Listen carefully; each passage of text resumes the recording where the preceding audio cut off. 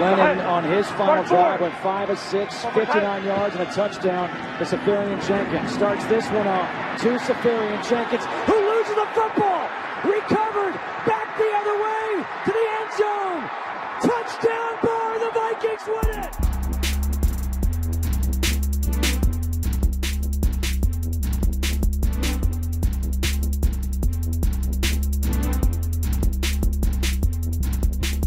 Hello, let's go. It's your man Flip Mozzie. Thank you for spending 15 minutes with me today. Free Agency Day, the official start of the 2019 NFL year. The day where we see familiar faces in new places, new digs with pen and paper in hand, and smiles as some of the best athletes in the NFL get paid. Of course, it's just a formality now. Most big deals have already been negotiated and made, but nothing is final until 3 p.m. Central on Wednesday, as our man Anthony Barr proved. Oh man, Anthony Barr, Mike Zimmer's first draft pick, thought to be going to the Jets on a 5-year deal for $75 million. But AB just couldn't sleep right. Just didn't feel good leaving Minnesota, the first team to take a chance on that young man, playing next to his college roommate for the mastermind Mike Zimmer.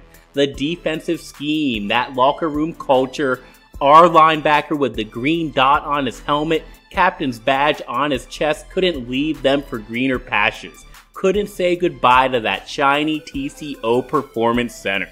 So instead, Bash Brother Barr comes back.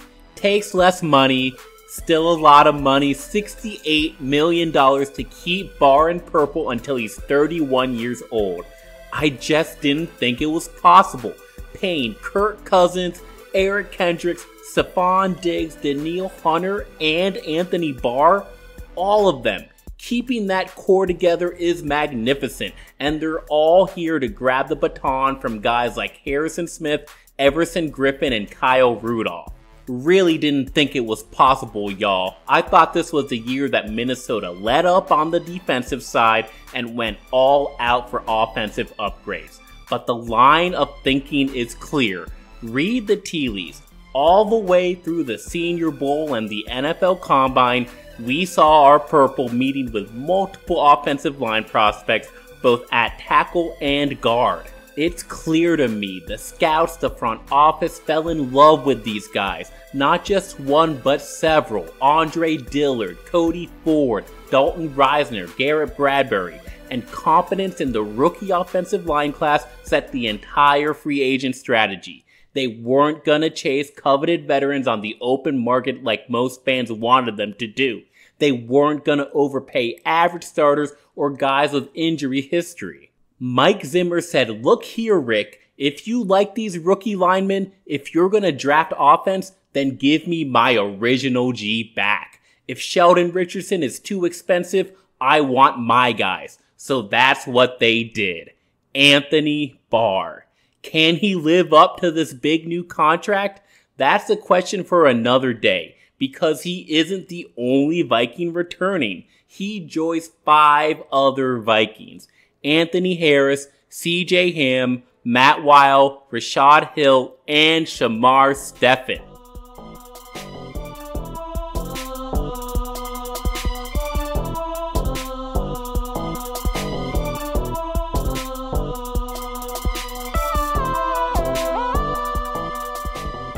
Let's talk about Ant Harris a bit. Anthony Harris, who's that dude, was a free agent again. Last year, the Virginia graduate signed his 1-year, $705,000 contract as a restricted free agent. Now, after a splendid 2018, he could have hit the market. Most desperately hoped he wouldn't. The 27-year-old started the year on special teams, playing behind Andrew Sendejo and Georgia Loca on defense. By week 9, Harris walked into the starting role and locked that thing down.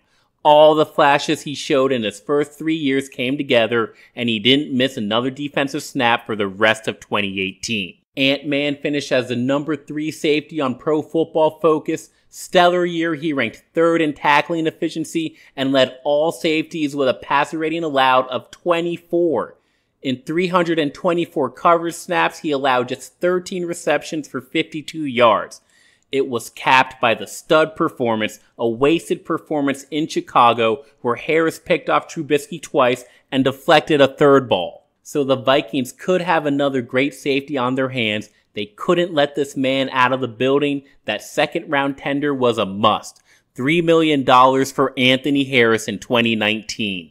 Shamar Stephen now, the real surprise. The first reported true free agent for Minnesota was him. He returns after 1 year in Seattle for his 5th season in Minnesota on a 3-year, $12.5 million deal. Substantial money, maybe even starter money, but when a role player like him signs this early, that means they want him back. He wanted to come back. Mike Zimmer wants his guys. Steven comes from the 7th round, same draft year as Barr. I always admired his play despite his poor PFF grades, ranked number 98 by PFF in 2018.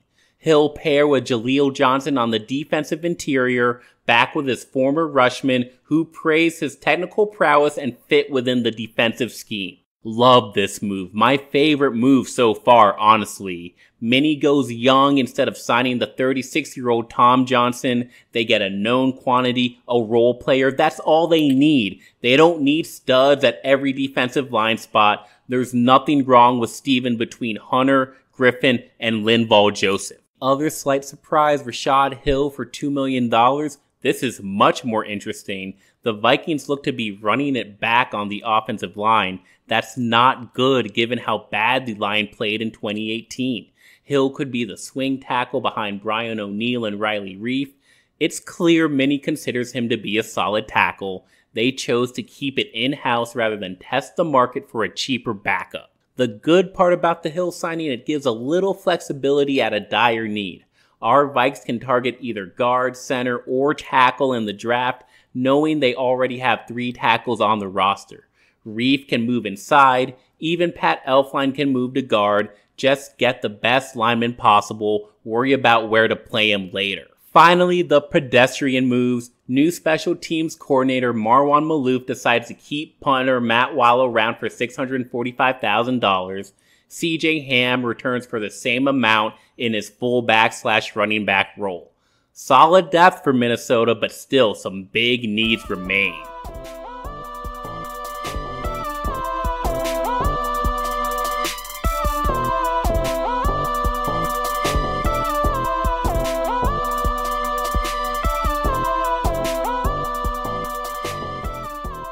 Big needs like, what are the Vikings going to do about kicker? Does Dan Bailey return?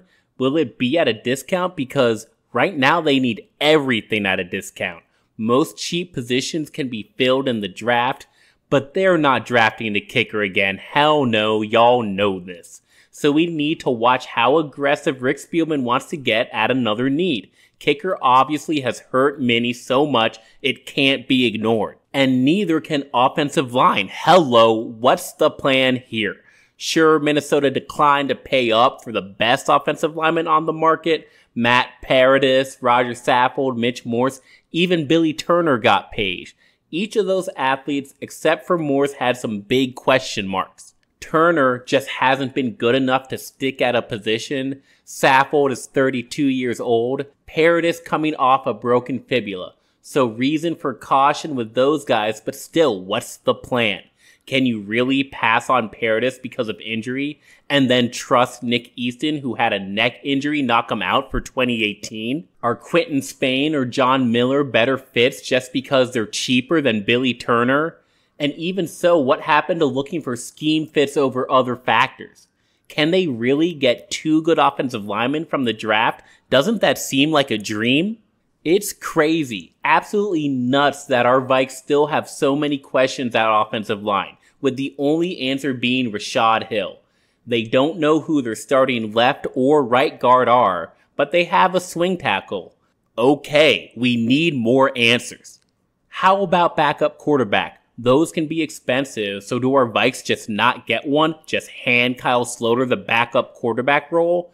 Is that smart, or are they just doing it to be cheap? Is Marcus Sherrills coming back? Aldrick Robinson? More and more questions. And all these questions remain because the Vikings are out of money. No cap space remaining after signing Anthony Barr right now. So we have to find ways to create those funds. Here's my least favorite part of the offseason, the part where we start to trade, restructure, or cut purple players to make room for the fixes the Vikings need in 2019. It started with good buys to Mike Remmers and Andrew Sendejo. I think we've covered both enough to keep this pretty short. Remmers with his mediocre, underwhelming play. Sendejo just watching Anthony Harris take full advantage of the opportunity during Dejo's injury. We'll pour one out for Dejo. Honestly, it's sad to watch him go. Remmers, we hesitate a bit, but the dude played 1,600 snaps in 2 years for our favorite football team. So I guess we'll pour one out for him too. That's just over $10 million saved.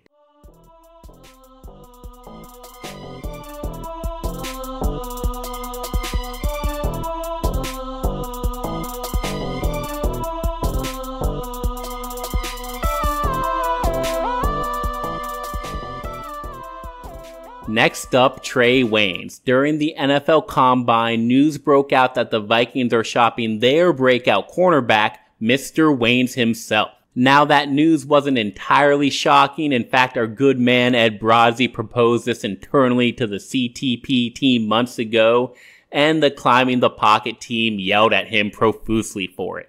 But the idea has merit. The Vikings are deep at cornerback. They have a history of developing them under Mike Zimmer. There is a lot of cornerback needy teams out there. Not many free agent options.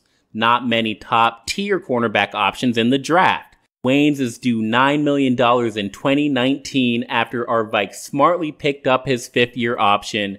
Trey had a long development period, but he's put together 2 strong years in a row now. He's a good cornerback no matter how you slice it. One of the best CB2s in a league where you need 4 of them. A top 10 run defender at the position according to Pro Football Focus. The fact that he's played so well, that he only has 1 year on his contract left, make him very valuable on the trade market. But I'm just not for this, y'all. We invested so much in this guy. He's just starting to shine, and I don't think Trey has shown us his full potential. He's just starting to enter his relatively late prime at the age of 26. Minnie has something really good on their hands in Waynes. Those factors are what gives Waynes such great trade value. Minnesota can demand a strong price for him, dictate the trade talks, and not sell for a discount. If they can get a really good offer for him, a 1st-round pick or a top 15 guard, sure, great. If not, and the trade partner walks away, no skin off our backs. We'll just keep our great defensive back for another year at the least. They can shop him without feeling any pressure to make a trade, and that's great. Why trade a 2nd-round pick when you can get a year of solid cornerback play and a 3rd-round pick? At worst. Really, they could just extend the guy and lower his 2019 cap hit. That's the plan here, an extension for Trey Waynes for 2 to 3 years that lowers his cap hit by $4 to $5 million in 2019.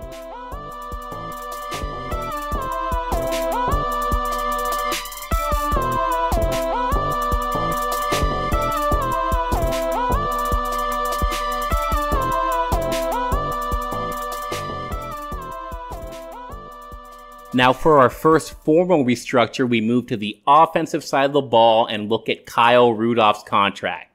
Consistent, dependable Kyle Rudolph, who doesn't excite anybody but shows up every week as an above-average NFL tight end. Rudy's at the end of his 2nd NFL contract, a backloaded deal that gives him $7.6 million next year, 8th most among tight ends. That's admittedly a bit too high for Kyle. With the reports that they're willing to restructure, we're looking at Rudy and his agent to take a $4 million salary cut. There is no guaranteed money left on his deal, so it's take a cut or be cut. That reduces his salary ranking from 8th to 18th and allows Minnesota to find a new tight end, similar to the Brian Robinson restructures a few years back. Many fans are eager to cut Kyle Rudolph outright. Look, I'm just trying to keep a valuable part of the Vikings offense and increase the number of overall weapons. There's no potential replacement for Rudolph on the roster, and you cannot expect a rookie to replace his production. There's mental block here with Rudy, so let me put it this way. That rookie tight end you have a draft crush on, if you're really so excited for him, what's the best situation for that prospect? Is it better to throw him in the fire or put him in a 1-2 punch situation? Put that rookie next to a successful veteran tight end where the pressure isn't all on him. Who had a more successful rookie year? Mike Gesicki all alone in Miami or Dallas Goedert behind Zach Ertz? You put Hunter Henry next to Antonio Gates. You put O.J. Howard next to Cameron Brate. You put Hayden Hurst and Mark Andrews next to Max Williams. That's what brings the best out of these young tight ends, while the rookies trying to do it solo, like Gesicki, David Njoku, Gerald Everett, they all fail in year one. 9 tight ends drafted in the first round over the last decade. 2 of them match Kyle Rudolph's production. 55 tight ends drafted on day 1 and day 2. 11 of them match Rudy's production in their first year. The idea your badass rookie tight end is gonna walk in here and dominate all by himself, it's a complete dream, nothing more. We don't need to take a leap of faith on rookies when we can put them in situations that promise success. Either way with Rudolph, we're saving $4 million here. Finally is Everson Griffen. The Vikings are reported to have a contract rework in his hands right now. I desperately hope he takes it. I've got the 4-year contract staying in place for Everson with an average salary of $9 million and a year 1 cap hit at 5.5. Some want Griffen gone, think he's over the hill and won't recover from his issues in 2018. They cannot cut Everson Griffen. Let's get things straight. If Griff is back mentally, there's no reason to doubt him physically. Yes, Everson is 31, but pass rushers age gracefully. Think about Cameron Wake, DeMarcus Ware, Calais Campbell. There is a long list of edge defenders who are producing in their 30s. Griffen has at least 3 great seasons left. I say that because don't forget how Griffen's career began, behind Jared Allen and Brian Robinson for 4 years before starting in 2014. I think that slow development, limited snaps, wear and tear will be valuable for Griff as he ages. Fresher legs and gas left in the tank. Also, this offseason, as I've always said, is about swagger. Griffen is that attitude, the emotional leadership, passion personified that we need to see all over the defense, all over the entire team in 2019. An inspiring player with that hair on fire style, the water boy. We remember the pick 6 against the Rams blowout in 2012. Everson dropped into zone coverage, picked off Sam Bradford, and took it to the house. Griffen gave us the winning score, the last of 17 points in 4 minutes to continue Minnesota's playoff run. We remember 10 sacks in 8 games to start 2017. Everson showed his blend of speed, strength, his full repertoire of pass rush moves to take down quarterback after quarterback after quarterback, the strongest player in Zimmer's defense during that stretch.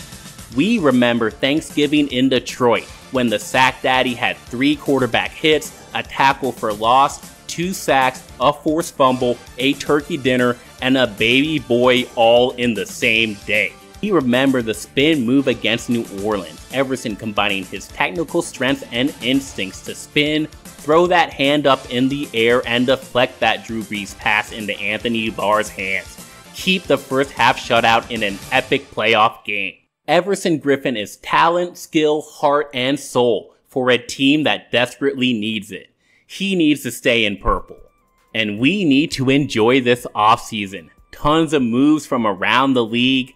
I'll be commenting. The Climbing the Pocket team is all over the Twitterverse. Make sure you're giving us a follow to get our thoughts. And I hope you do the same. Share your thoughts as we watch our favorite team build a contender. Till next time, y'all. Skol Vikes.